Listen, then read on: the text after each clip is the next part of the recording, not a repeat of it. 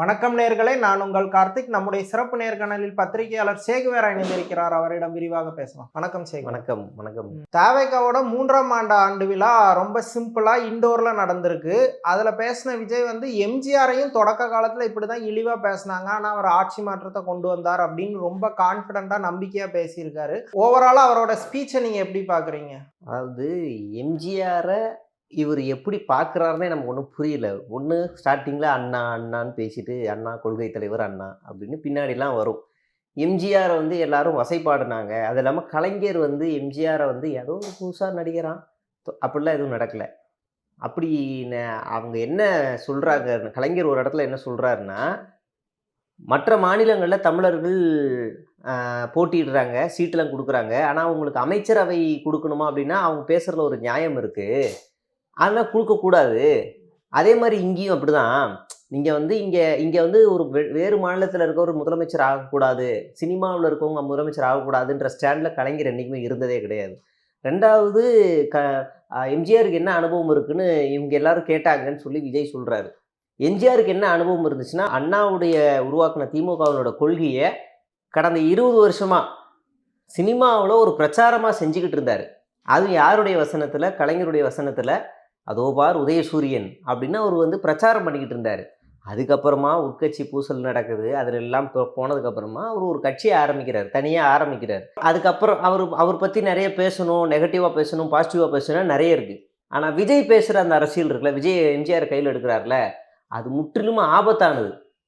அவருக்கும் எம்ஜிஆருக்கும் சம்மந்தமே இல்லை. ஒரு கட்டத்துக்கு மேலே பைத்தியக்காரன் தான் என்ன செய்வான்னா, சம்மந்தம் இல்லாத டாபிக் மாறுவான். இப்படி தான் காமராஜரையும் எல்லாரும் வசப்பாடுனாங்க. காமராஜரை யார் விமர்சிச்சா? உங்களுக்கு பின்னாடி ஒரு ஃபோட்டோ ஓடிக்கிட்டே இருக்குல்ல, அண்ணா, அவர் தான் விமர்சித்தார் கடுமையாக. சட்டமன்றத்துக்குள்ளேயும் சட்டமன்றத்துக்கு வெளியேயும் அண்ணா தான் காமராஜரை விமர்சிக்கிறாரு. இவர் சொன்னார், அவருக்கு என்ன இலக்கியம் தெரியுமா? அது ஆமாம், அண்ணா தான் விமர்சித்தார். இவன் வந்து என்ன சொல்கிறா, காமராஜர் விமர்சிச்சார் ஸ்டாலினா, லூசு மாதிரி பேசிகிட்டு இருக்கா. நீ ஏதாவது ஒரு சைடுன்னு இல்லையா? நீ வந்து சக்கரை பொங்கலுக்கு வடகரி வச்சு தின்னுக்கிட்டு இருக்கிற. ஒன்று அண்ணாவை பேசிக்கோ, இல்லைன்னா காமராஜர் எடுத்துக்கோ. நான் அதுலேருந்து கொஞ்சம் நல்லது எடுத்துப்பேன், இதுலேருந்து கொஞ்சம் நல்லது எடுத்துப்பேன், அப்படி எடுத்துக்கிட்டு இருக்கீங்க. இது உங்களுக்கு வந்து நம்ம வந்து எப்படி சொல்கிறதுனா, ஒரு அரசியல் முதிர்ச்சியற்றவர்கள் இப்போ போய் இவனுங்க போய் வரலாறை தேடி போய் கீழே போய் படிக்க மாட்டானுங்க, அதனால் நம்ம என்ன வேணாலும் அவுத்து விடலாம். எம்ஜிஆர் தன்னுடைய சாக காலகட்டத்தில் போய் சுதந்திரத்துக்காக போராடி ஒரு 10 வெள்ளைக்காரனை சுட்டு கொண்டாருன்னு விஜய் சொன்னால் நம்புவானுங்க. கூட ஜெயலலிதாவும் போய் நின்னாங்கன்னு இந்தியன் கதையை வந்து அப்படியே உல்ட்டா பண்ணி சொன்னால் நம்புவானுங்க. அப்படியான கூட்டத்தை தான் விஜய் வளர்த்து வச்சுருக்காரு. நீங்கள் கடைசி வரைக்கும் மேடையில் அவர் பேசினது எல்லாமே ஒரு திருக்குறளாக சொல்லியிருக்காரு. அதுக்கு நம்ம திருக்குறள் நிறைய எழுதலாம். பாஜகக்காரன் கால் எட்டலைன்னா மண்டிட்டு பம்புன்னு நம்ம இன்னொன்று எழுதலாம். எடப்பாடிக்கு கால் எட்டாது, கொஞ்சம் குனிஞ்சிருக்கும். விஜய்க்கு வந்து சீக்கிரமாக குனியலாம். ஆனால் நீ மண்டிட்டிங்கன்னா கால் எட்டிடும், டக்குன்னு காலில் விழுந்துடலாம். நம்மளும் திருக்குறள் எழுத முடியும். ஒரு ஒரு ஒரு ஒரு பாயிண்ட் இருக்கும்ல, ஒரு சினிமா டைலாக் பாயிண்ட்ஸ் இருக்கும்ல, எதிரியை அடிக்கிறதுக்கு. அந்த மாதிரி பாயிண்ட்ஸாகவே பேசிட்டு கீழே இருக்கவங்கள ஒரு கவர்ச்சி வித்த. இப்போ அரசியல் தெரிஞ்சவங்க இல்லை நம்மள மாதிரி செய்தியாளர்களுக்கு விஜயோட ஸ்பீச் வந்து ரொம்ப வீக்கா இருக்கு, இல்லை வந்து டெப்தா இல்லைங்கிறது தெரியும். ஆனா இப்போ அவருக்குன்னு ஒரு ஆடியன்ஸ் இல்லை, அவருக்குன்னு ஒரு தொண்டர்கள் இருக்காங்க. அவங்கள உற்சாகப்படுத்துறதுக்கு இந்த மாதிரியான ஸ்பீச்சே போதும் தானே? அவங்க தானே அவரோட கோர் ஃபேன் பேஸ், கோர் தொண்டர்கள். நான் அதான் சொல்கிறேன், நீங்கள் அப்படி பேசுங்க, ஆனால் உண்மையை பேசுங்க அப்படின்னு சொல்கிறோம். காமராஜரையும் விமர்சித்தாங்கன்னு சொல்கிறீங்க. யார் விமர்சித்தாங்கன்னு சேர்த்து சொல்லுங்கள். அண்ணா தாங்க விமர்சித்தார். அப்புறம் என்ன நீ வந்து பின்னாடி அண்ணா கொள்கை தலைவராக வச்சுருக்காங்க. அண்ணா வந்து வேறு. நம்ம 1977 அப்புறம் 1987 82 ஏதோ ஒரு வருஷம், அதையும் தான் நம்ம எடுத்துக்கிறோம். நீ காமராஜரை பேசுகிற, காமராஜரை தோக்கடித்த வரலாறை நீ கையில் எடுத்துக்கிற. கீழே இருக்கவங்களுக்கு நீங்கள் என்ன சொல்லித்தர விரும்புகிறீங்கன்னு நம்ம பேசுகிறோம். ஒன்று உண்மையை சொல்லு. நீ கவர்ச்சியாக பேசினாலும் ஒரு இதுவாக பஞ்ச் டைலாக் பேசினாலும் உண்மையை பேசி தொலை. ஒரு மேடையில் என்னடான்னா 200 பள்ளிக்கூடங்களை மூடினது யாரு அப்படின்னு கேட்குற. உண்மையை பேசு. எதுக்கு மூடுனாங்க? நிரந்தர மூடலா, அது தற்காலிக மூடலா?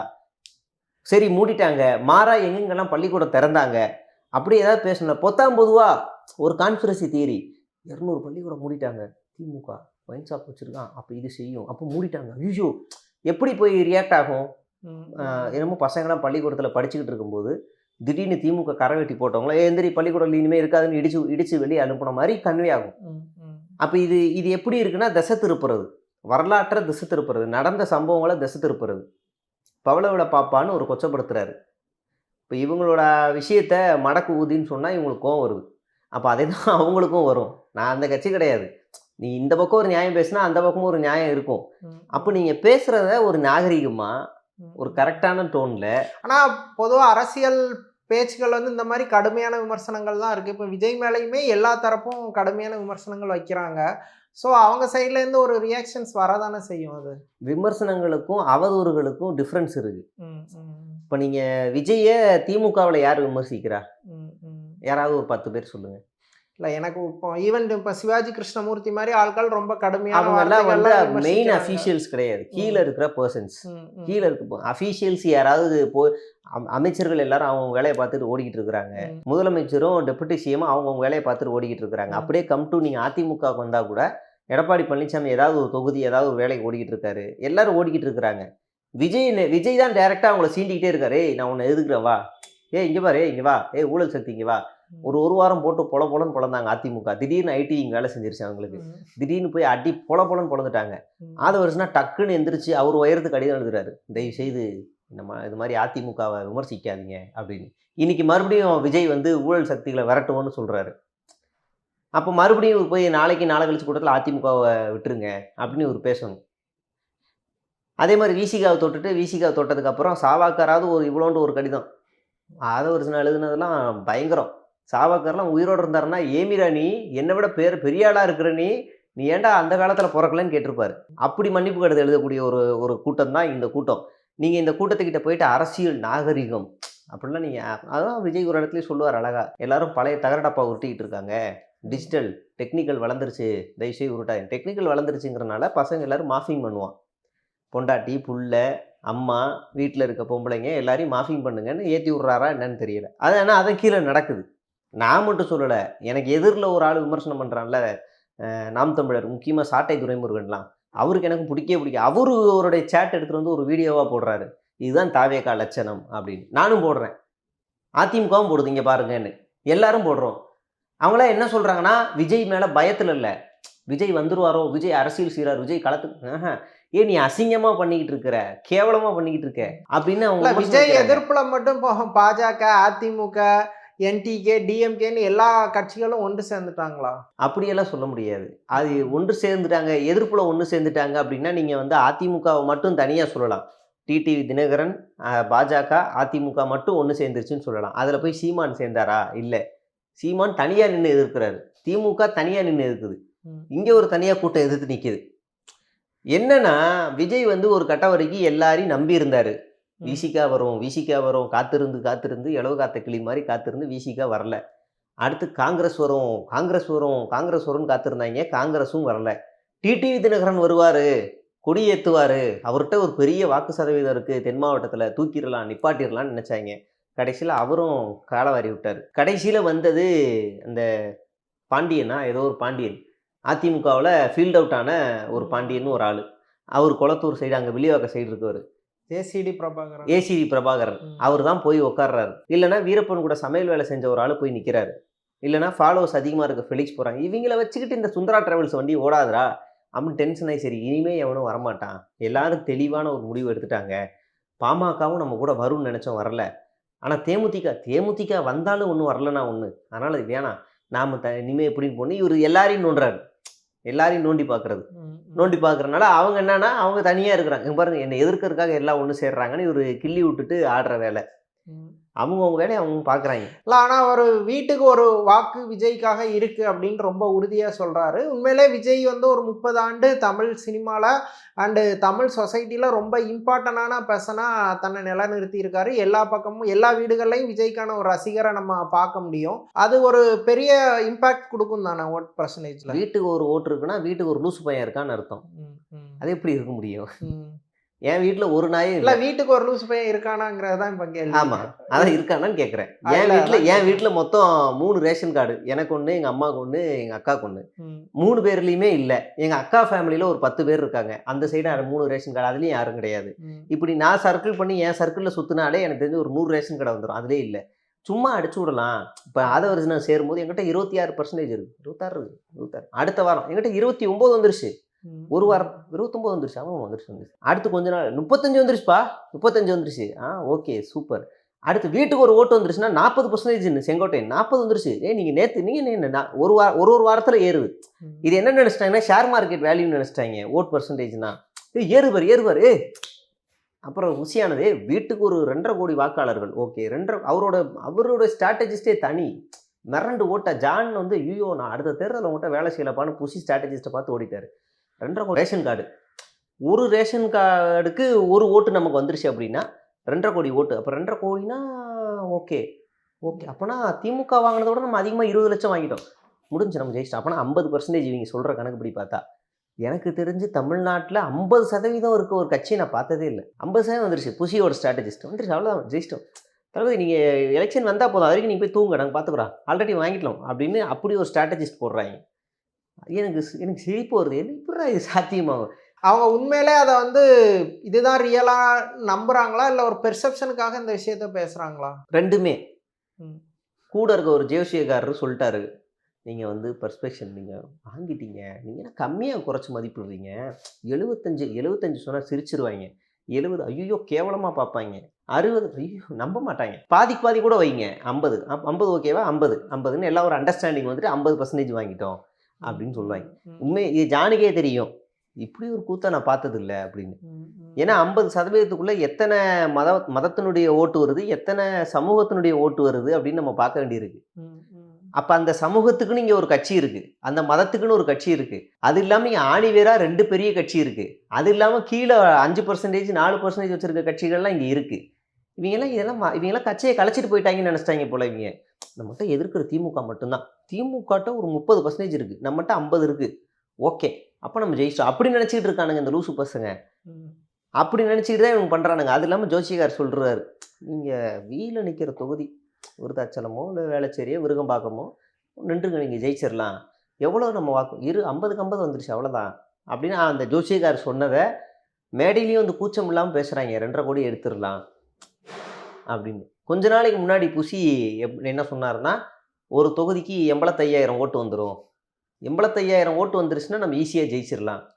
அடுத்ததாக புஷியோட ஸ்ட்ராட்டஜிஸ்ட்டு, விஜய் சாதாரண ஆள் இல்லைங்க, விஜய் ஒவ்வொரு தொகுதிக்கும் ஒரு 80,000 ஓட்டு வாங்கிடுவார். விஜய் மூஞ்ச காமிச்சே ஓட்டு வாங்கிடலாம், 80,000 ஓட்டு வாங்கிடலாம், அவ்வளோ லூசு பசங்க இருக்காங்க. மீதி 5,000 ஓட்டு இங்கே இருக்க செயல் வீரர்கள் நீங்கள் வாங்கி கொடுத்தா போதும் அவர் சொன்னது. ஓகே, அப்போ அவங்க வந்து உண்மையிலே நமக்கு 1 லட்சம் அரௌண்ட் 1 லட்சம் ஓட்டு இருக்குன்னு நம்பி தான் வாழ்ந்துகிட்டு இருக்காங்க. ஒரு தொகுதியிலும் ஒரு லட்சம் ஓட்டு இருக்கு, அதை வச்சு நம்ம ஜெயிச்சிடலாம் அப்படின்னு நம்பிட்டு இருக்காங்க. இந்த தேர்தல் முடிஞ்ச உடனே குருவி சுறா படம் ஃப்ளாப்போட மனசு விட்டுருக்க மாட்டாப்புல விஜய், இதில் மனசு விட்டுருவாரு. இவ்வளவு மோசமானது அரசியல். இல்லை, அவர் டிஎம்கேவை எதிர்க்கிறது ஒரு விஷயம், இன்னொரு பக்கம் வந்து அவர் வந்து ஏடிஎம்கேவை ரொம்ப அண்டர் எஸ்டிமேட்டாக இல்லை, அதை ஒரு லிஸ்ட்லே இல்லை, ஆட்டத்திலே இல்லை, டிவிகே வெஸ் டிஎம்கே தான் கலகம் இருக்குது அப்படின்னு ஒரு விஷயத்த திரும்ப திரும்ப இன்சிஸ்ட் பண்ணுறாரு. உண்மையிலே ஏடிஎம்கே அவ்வளோ வீக்காக இருக்காங்களா? அது எல்லாமே பாஜக கொடுக்குற அசைன்மெண்ட்ஸ் தான். நீ திமுகவை கடுமையாக விமர்சனம் பண்ணு, அதிமுகவை மட்டமாக விமர்சனம் பண்ணு, உனக்கு கொடுத்த டாஸ்க் என்ன அப்படின்னா சிபிஐ விசாரணைக்கு அப்புறமா இஸ்லாமியர், கிறிஸ்துவர், தலித்துகள் ஓட்டை பிரிச்சிரு. ஏன்னா இவங்க 3 பேருமே இப்போ அதிருப்தியில் இருக்கிறாங்க. ஆட்டோமேட்டிக்காக இந்த 3 பேரோட ஓட்டு யாருக்கு போகும்? இப்போ விஜய் இங்கே இல்லை அப்படின்னா யாருக்கு போகும்? டிஎம்கேக்கு தான். சாலிடாக அங்கே தான் போகும், கூட்டணி கட்சிகள் டிஎம்கே போகும். அதை மட்டும் நீ பிரிச்சிட்டனா திமுக வந்து வீக் ஆயிரும், அவங்கள மட்டும் நீ வந்து மேனேஜ் பண்ணி வாங்கிரு சார். அதனால தான் தமிழர் பண்டிகையெல்லாம், இந்துக்கள் பண்டிகை, தமிழர் பண்டிகையெல்லாம் துச்சமாக கண்டுக்க மாட்டார். அவர் வேலை இதுதான். நீங்கள் ரொம்ப ஈஸியாக சொல்கிறேன், ரொம்ப இதுவாக சொல்கிறேன், என்டிடிவின்னு ஒரு சேனல் போய் இன்டர்வியூ எடுக்குது, தலைவருக்கு பக்கத்தில் இருந்து ஆன்சர் எழுதி கொடுத்தே சொல்ல தெரியாத தத்தியாக இருக்காப்புல. நாளைக்கு ஜெயிச்சாருன்னா சட்டமன்றத்தில் போயிட்டு இதே மேடையில் பேசுகிற மாதிரி ஆக்ரோஷமாக பேசுவாரா? பொட்டி பாம்பா அடங்கி உட்காந்துருப்பார். எப்படி ஜெயலலிதா பக்கத்தில் வந்து இப்படி எடப்பாடி இப்படி உட்காந்து இப்படியே இருப்பாங்களோ, எல்லோரும் இருப்பாங்களோ, அந்த மாதிரி சட்டமன்றத்தில் இப்படியே இருப்பாங்க. ஏதோ ஒரு தொகுதியில் கடைசியில் இருக்க ஒரு எம்எல்ஏ, ஏதோ ஒரு முடுக்கில் இருக்க ஒரு எம்எல்ஏவோட வாய்ஸ் அதிகமாக ரைஸ் ஆகும். ஓ இப்படி தான் பேசணுமான அவர் பாடி லாங்குவேஜையும் அதையும் நடிப்பையும் பார்த்துக்கிட்டு இருப்பார் சட்டமன்றத்துக்கு போனால் கூட. அவ்வளவுதான் ஒர்த்தவர். நீங்கள் வந்து சுய புத்தியும் இல்லை, சொந்த புத்தியும் இல்லை, ரொம்ப இன்ஜெக்ட் பண்ணாதான் அது எமோஷ்னலாகவே வெளியே வரும். இவர் வந்து மாற்றத்தை கொடுப்பாரு, மண்ணாங்கட்டியை கொடுப்பாரு அப்படின்னு இவர் பேசலை, இவர் சுற்றி இருக்கிறவங்களை பேச வைக்கிறது. இப்போ இந்த சேனல் நீங்கள் என்ன இன்டர்வியூ எடுக்கிறீங்க, இது எதில் ஒளிபரப்பாகும்? எங்கள் சேனலில் டெலிகாஸ்ட். வேறு ஏதாவது சேனல் இதை வெளியிடுமா? இல்லை. அவங்களுக்கு என்ன தேவை இருக்குது? விஜயே ஒரு சேனல் இன்டர்வியூ எடுக்குது, ஏன் மற்ற சேனல்ல அவர் அந்த சேனல்ல பேசின இன்டர்வியூ ஏன் மற்ற சேனல்ல கொஸ்டின் ஆன்சர்னு வெளியே ரிலீஸ் ஆகுது? இப்போ விஜயை தாண்டி இங்கே தமிழ்நாட்டில் எத்தனையோ அரசியல்வாதிகள் இருக்காங்களே. எடப்பாடி இருக்காரு, ஸ்டாலின் இருக்காரு, எல்லாரும் இருக்காங்க. இல்லை மற்ற ஸ்டேட்டில் கூட எல்லாம் வச்சுக்கோங்க. ஏன் அங்கே பேசின கேள்வி பதில் மட்டும் எல்லா அவங்க பேசினா வரமாட்டேங்குது, இவர் பேசினா அதுதான் வருது? அவரோட உச்சகட்ட பாப்புலாரிட்டி. இது பாஜகவோட யுக்தி. நீங்க மோடி ஏதாவது சேனல்ல பேட்டி கொடுத்தாருன்னா இங்க இருக்க எல்லா மெயின் ஸ்ட்ரீம்லயும் வரும். மோடி பரபரப்பான பதில், தீயாய் பறந்த கேள்வி. மோடி வந்து பிரைம் மினிஸ்டர், சோ அவரோட விஷயத்த வந்து நீங்க மோடி இல்ல, அப்ப அமித்ஷா எடுத்துக்கலாமா? Amit Shah central minister of course. அப்படி எடுத்துக்கலாமா? அப்ப அவங்க ரேஞ்சுக்கு இவர் எப்படி நீங்க கொண்டு அதான் வரீங்க? கேக்குறேன். அந்த அளவுக்கு இவருக்கு பாப்புலாரிட்டி இருக்கு. டிஆர்பி அந்த மாதிரியான ரீசனுக்காக விஜயோட பாப்புலாரிட்டியை மீடியாக்கள் யூஸ் பண்ணிக்கிறாங்க. அப்ப ரஜினியோட இன்டர்வியூ ஏன் பெரிய பெருசா போக மாட்டேங்குது? வேர்ல்டு ஸ்டார் அவரு. ரஜினி வந்து அவர் பொலிட்டீஷியனா இருந்த நேரம் அவருக்கான ஒரு பீக் இருந்துச்சு. இப்ப அவர் அந்த பாலிடிக்ஸ்ல இருந்து விலகுறதா அஜித் வந்து இன்டர்வியூ கொடுத்தாரு. 2 கேள்வி மட்டும் வைரல் ஆச்சு. ஒண்ணு அஜித்தை பத்தி பேசினது, விஜய் பத்தி பேசினது மட்டும் வைரல் ஆச்சு. அதுக்கு முன்னாடி விஜய் நான் யாருக்குமே சப்போர்ட் இல்லைன்றதும் வைரல் ஆச்சு. ஏன் ஒட்டுமொத்தமா அந்த பேட்டியில கொடுத்த எதுவுமே கார்டா வரல, நியூஸா வரல? நீங்க அவரும் இன்னும் பெரிய ஆள் தானே. அஜித்தும் விஜயோட கம்பேர் பண்ணாம அவரும் பெரிய ஆள், அவருக்கு ஏன் வரல? நீங்க இது என்னன்னா, இப்போ ஒரு ஈவென்ட் நடக்குது, ஒரு மெயின் ஸ்ட்ரீமும் லைவ் போடணும். எத்தனை லைவ் போடுவான்? ஒரு லைவ் தான் போடுவான். ஸ்டேஜை பார்த்த மாதிரி ஒரு லைவ் போடுவான். விஜய்க்கு மட்டும்தான் விஜய் கக்கூஸ்ல இருந்து, விஜய் வீட்டு வாசல்ல இருந்து, விஜய் காரோட டயர் கீழே இருந்து எல்லா இடத்துலையும் லைவ் வைப்பாங்க. இப்போ நீங்கள் ஒரு சேனல் ஃப்ரீயாக லைவ் போடுமா? அவ்வளவு தான தர்மம் பண்ணுற அளவுக்குலாம் எந்த சேனலும் சென்னையில் மெயின் ஸ்ட்ரீம் கிடையாது. ஒரு லைவுக்கும் எவ்வளோ போகும்னு நமக்கு தெரியும். அப்போ இது இறங்குதா இல்லையா? இவருக்கு மட்டும் ஏன் இவ்வளோ ஓவர் பப்ளிசிட்டி? அப்போ இது பெய்டு ப்ரொமோஷன் தானே. நான் சொல்கிறேன்னா, நம்ம சென்னையில் ஒரு நீங்கள் இந்த செட்டப் பாக்ஸில் செய்தி சேனல்கள் இருக்குல்ல, அதில் ஒரு ஆள் லைவ் போடுங்க, நாங்கள் ஈவெண்ட் நடத்துகிறோம், எங்களுக்கு வந்து லைவ் போடுவோம், உங்கள் சேனலில் செய்தியாக வெளியிடுங்க அப்படின்னா அவங்க ஒரு அமௌண்ட் சொல்லுவாங்க, இதெல்லாம் பண்ணி கொடுங்க அப்படின்னு சொல்லுவாங்க. அவன் ஒன்று விஜய்க்காக நான் சேனல் நடத்துகிறேங்க, நான் போடுறேங்க, 10 லைவ் நான் போடுறேங்கன்னு வருவாங்களா? இல்லை, அவர் ஒரு டாப் ஸ்டாராக இருக்காரு அண்டு பொலிட்டிக்கலாக இருக்கிறதுனால அதுக்கு பெரிய டிஆர்பி இருக்குன்னு சொல்லி மீடியாக்கள் 15 லைவ் போடுவாங்களா? 15 லைவ்னா எந்த அளவு டிஆர்பி இருக்கோ அதுக்கு ஏத்தாப்புல என்கேஜ் ஆறாங்கன்னு நம்ம புரிஞ்சுக்கலாம். சரி, அந்த 14 லைவுமே கரெக்டான ஆக்கப்பூர்வமான லைவாக இருந்தால் கூட நீங்கள் சொல்கிறத ஏற்றுக்கலாம். விஜயோட வீட்டு கதவை ஏன் லைவ் போடணும்னு கேட்குறேன். விஜயோட வீட்டு கதவை லைவ் போடுறான், அந்த தெருவில் வாக்கிங் போகிறான், நாய் போகுது, எல்லாம் போகுது, ஒரு அது எதுக்கு 1 மணி நேரம் அந்த வீட்டு கதவை மட்டும் லைவ்ல இருக்கு சேனல்? ஓகே, இப்போ விஜய் வந்து அவ்வளோ பெரிய பொலிட்டீஷியனோ இல்லை அவர் அவ்வளோ பவர்ஃபுல் பொசிஷன்ல இல்லை, அவரால் எப்படி இவ்வளோ மீடியாக்களை வந்து காசு கொடுத்தோ இல்லை அதிகாரத்தை? அதுக்கு தானே நம்ம அண்ணன் இருக்கார் ஆதவர்ஜுனா. அதுதான் ஊழலை ஒழிக்கிறதுக்காகவே லாட்டரி சீட்டெல்லாம் விற்று காசு எடுத்துகிட்டு வந்திருக்காருல்ல மாமனாட்டு இருந்து. அதெல்லாம் ஊழலை ஒழிக்கிறதுக்காக ஒயிட் மணியாக வச்சுருக்காப்புல. அவர் வந்து சவுக்கு சங்கர் நினைக்கிறேன், சமீபத்தில் ஒரு ட்வீட் ஒன்று போட்டிருந்தாரு. கரூர் மக்களுக்கு போய் சேர்ந்த அந்த பணம் இருக்குது, 20 லட்சம் பணம் ஒருத்தருக்கும் போய் சேர்ந்த பணம் வந்து ஆதவர்ஜுனாவோட பணமா இல்லை கட்சியோட பணமா, கணக்கு சொல்ல முடியுங்களா அப்படின்னு கேட்குறாரு. இது சொல்லுவாங்களா? ஒரு ஆண்டு கட்சி துவக்க விழா, ஒரு சில கட்சிகள்லாம் கட்சியோட துவக்க விழா, கட்சியோட மாநாடுல கணக்கு வழக்குகள்லாம் கொடுப்பாங்க. இப்போது நிதிநிலை அறிக்கையை வந்து வாசிக்கிறோம், இந்த வருஷம் நடந்த செலவுகள் வரவுகள், கட்சியினுடைய வங்கி இருப்பு இவ்வளவு அப்படின்னு சொல்லுவாங்க. எதுக்கெல்லாம் செலவு பண்ணியிருக்கோம் அப்படிலாம் போடுவாங்க. விஜய் கட்சி இப்போ வரைக்கும் அது மாதிரி ஏதாவது வெளியிட்டு இருக்கா? ஏன் வெளியிடல?